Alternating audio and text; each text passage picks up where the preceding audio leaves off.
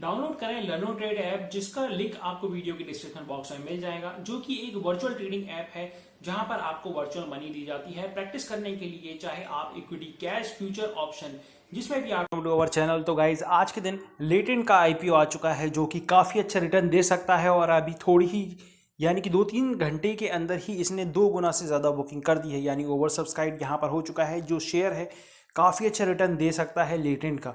तो यहाँ पर आपको किस तरह से अप्लाई करना है अपने ज़रोधा अकाउंट में, क्या क्या प्रॉब्लम्स आती हैं अप्लाई करते टाइम और उनके सॉल्यूशन क्या हैं, सारी बातें हम इस वीडियो में करने वाले हैं।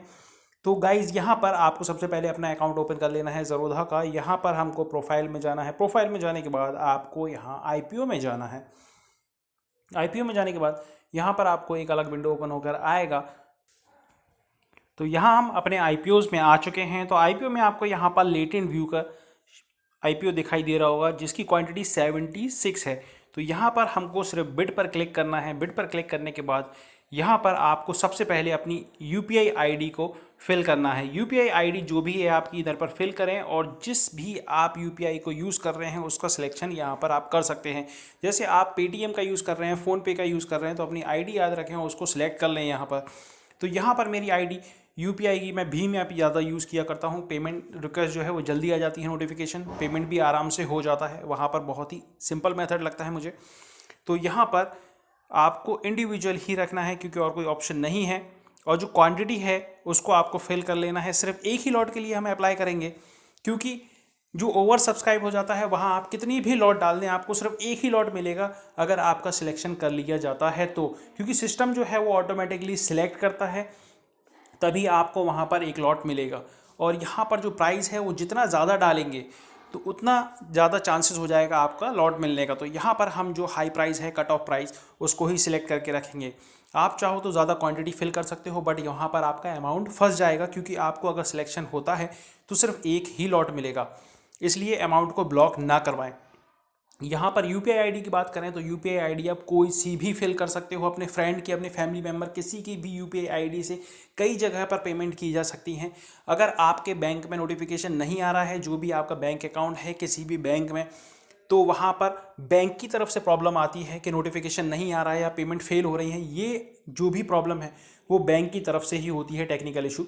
तो यहाँ पर आप अदर बैंक का भी पेमेंट करने का यूज़ कर सकते हैं। अगर आपसे पेमेंट अटक रही है तो अपने फ्रेंड या फैमिली मेम्बर की यूपीआई आईडी भी यूज़ कर सकते हैं। यूपीआई आईडी पर ही वो नोटिफिकेशन जाएगा, उसी के अकाउंट से पेमेंट होगी और जो भी अगर अलाउड नहीं होता है तो पेमेंट भी उसी के अकाउंट में वापस रिवॉक हो जाती है। और यहाँ पर मैं आपको बता दूँ कि यहाँ पर अब हम आगे बढ़ेंगे और इसको सबमिट कर देंगे। सबमिट करने के बाद नोटिफिकेशन का वेट करना है। नोटिफिकेशन कभी कभी थोड़ा लेट हो जाता है, बट जो प्रॉब्लम नोटिफिकेशन की बहुत लेट हुआ करती थी वो अब रिजॉल्व हो चुकी है। तो यहाँ पर आपका नोटिफिकेशन जो है वो जल्द से जल्द आपको आ जाता है। फिर भी ना आए, पूरा दिन निकल जाए, टाइम ओवर हो जाए, तो आप इसको कैंसिल करके दोबारा से अप्लाई कर सकते हैं और यहाँ पर आपको नोटिफिकेशन जल्द से जल्द मिल जाता है आपके दिन। तो यहाँ पर आपको पेमेंट कर देनी है।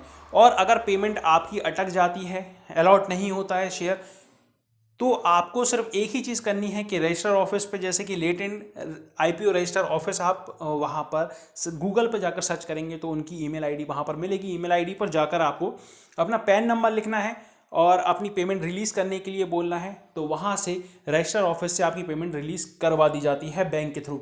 और अगर फिर भी कोई प्रॉब्लम आती है और आपकी पेमेंट अटक जाती है तो एक बात याद रखें कि एक पैन कार्ड से आपका एक ही डीमेट अकाउंट यूज़ करिएगा। ऐसा ना करें कि एक पैन कार्ड से आपने 10 अकाउंट ओपन किए हुए हैं, सभी अकाउंट में आप अप्लाई कर दें, तो वहाँ पर सिर्फ एक ही अकाउंट का पेमेंट रिलीज़ होगा, बाकी का आपका फंसने के चांसेस ज़्यादा हो जाते हैं।